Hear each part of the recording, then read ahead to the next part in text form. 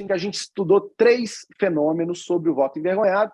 Eu vou contar um de cada vez e aí a gente vai trocando bola, Fabíola e Thales, sobre isso. O primeiro a gente replicou um estudo famoso da professora Lilia Schwartz sobre racismo.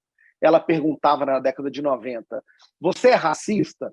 E 97% dos brasileiros respondiam que não. Mas depois ela perguntava, você conhece alguém racista?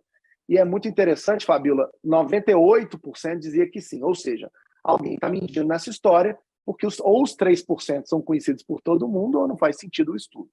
A gente, então, resolveu replicar isso. E o que a gente descobriu? Que o percentual de pessoas que diz que conhece alguém que vai votar em Lula é maior do que o percentual de pessoas que diz que vai votar em Lula. Ou seja, numa indicação de que poderia haver um voto envergonhado na direção de Lula e não de Bolsonaro. Depois, Fabiola, a gente replicou um experimento, uma lógica experimental. O que é isso? Fizemos um grupo de controle e tratamento em que a gente colocou as pessoas para responder um questionário, separados, para ver se elas declaravam esse voto escondido. O que a gente descobriu? A gente não encontrou nenhuma evidência de voto escondido em Bolsonaro, mas encontrou voto escondido em Lula. O percentual de pessoas que declara voto em Lula escondido é maior do que quando elas declaram abertamente. Por quê? Ao contrário, Medo? no caso do Bolsonaro. Medo de violência? O quê? Qual é o motivo? Esse é que é o ponto que me leva ao terceiro, Fabiola, estudo. A gente foi fazer grupos de qualitativa justamente para entender isso, porque tem que ter uma razão para esse assunto.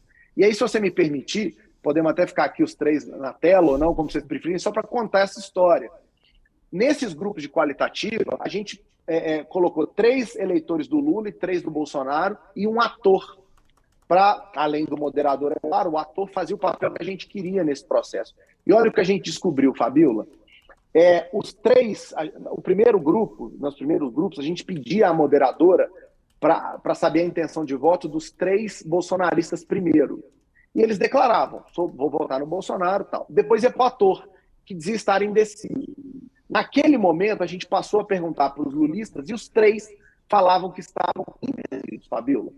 E aí, começamos a achar aquilo interessante, começamos a investigar mais e pedimos ao ator que, num determinado momento do grupo, então, que revelasse seu voto. Naquele momento, o que a gente percebeu?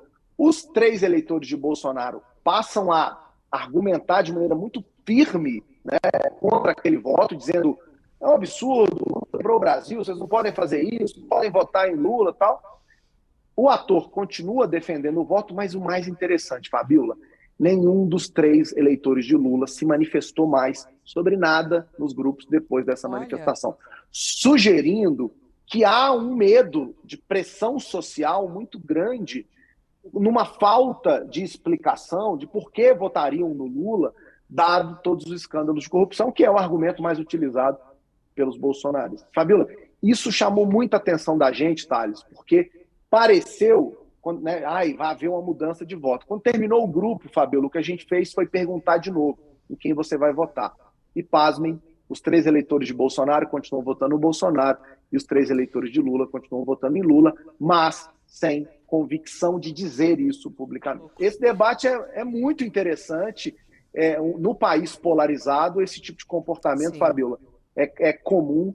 E foi muito bacana ter investigado isso, porque a gente pode ter uma surpresa no dia da eleição, exatamente por conta desse componente.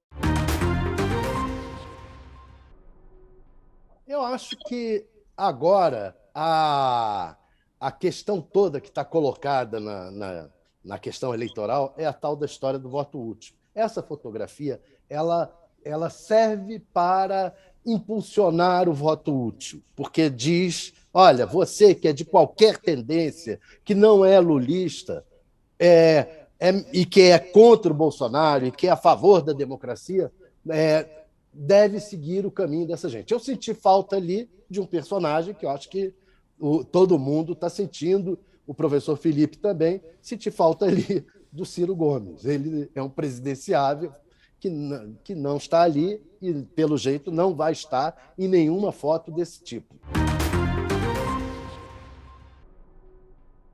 As mulheres acabam passando por uma segunda violência, que é a dúvida de grande parte das pessoas de que ela passou por aquilo. Então, assim, mas ela estava lá porque ela quis. A gente vê isso muito nas relações de trabalho, quando a gente vê denúncias, essa mesmo que aconteceu agora no caso da Caixa Econômica Federal. Muitas mulheres foram questionadas, muitas mulheres...